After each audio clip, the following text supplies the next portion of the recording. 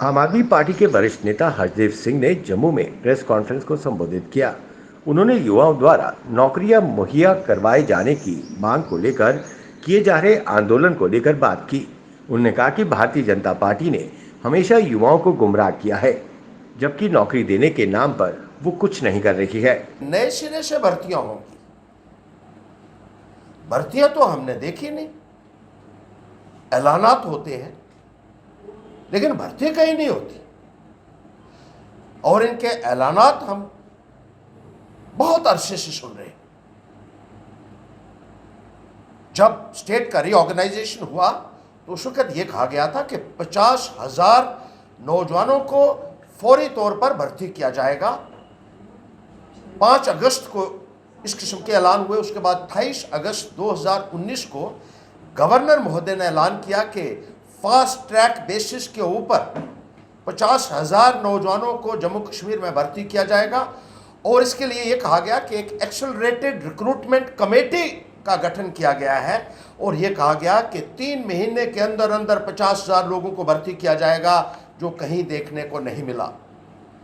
उसके बाद 8 फरवरी 2020 को पार्लियामेंट के अंदर होम मिनिस्ट्री का लिखित बयान आया कि 84,000 लोगों को भर्ती किया जा रहा है, जिसमें यह कहा गया था कि 76,000 नॉन गैजेटेड और 7,500 गैजेटेड पोस्ट को भरा जाएगा जम्मू कश्मीर के अंदर।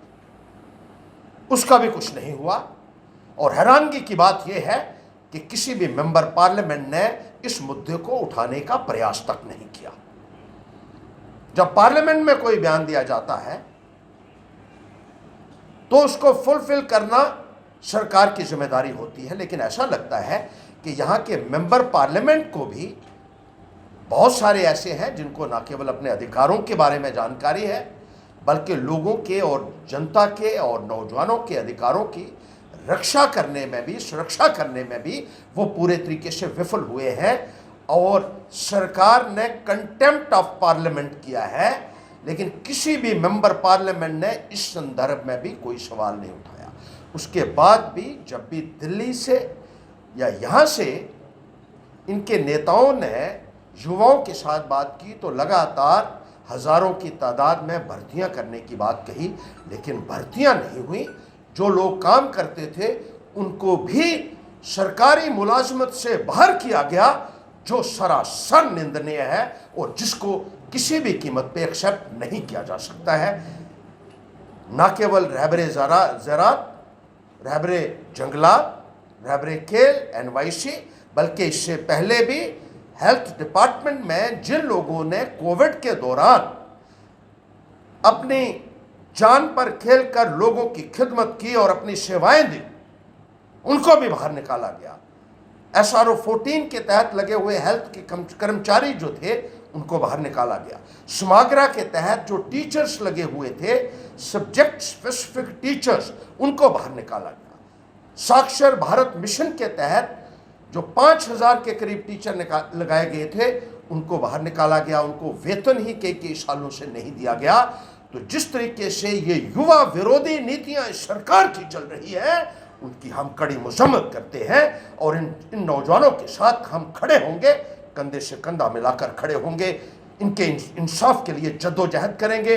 गवर्नर महोदय से अपील करना चाहते हैं कि इस किस्म का जुल्म इन नौजवानों के साथ, इतनी ज़्यादती इनके साथ किसी भी कीमत पे एक्सेप्ट नहीं की जा सकती है। और ये जो हो रहा है, ये इनजस्टिस इन नौजवानों के साथ हो रहा है, ये कहीं ना कहीं इस सरकार को आने वाले वक्त में बहुत भारी पड़ सकता है। ये आज एक चेतावनी भी हम देना चाहते हैं, और ये एक एडवाइस भी देना चाहते हैं, और एक विनती भी करना चाहते हैं इस सरकार से कि इस किस्म के जो फैसले आप ले रहे हैं, जो एंटी यूथ फैसले आप ले रहे हैं, ये ठीक नहीं है। और इससे युवाओं के बीच आक्रोश जो है वो दिन प्रतिदिन बढ़ता जा रहा है, जो यहाँ के लिए, जम्मू कश्मीर के हालात के लिए ठीक नहीं होगा। इसके बाद For more updates, do subscribe our YouTube channel and don't forget to hit the bell notification icon. And if you are watching this video on Facebook, do follow our Facebook page.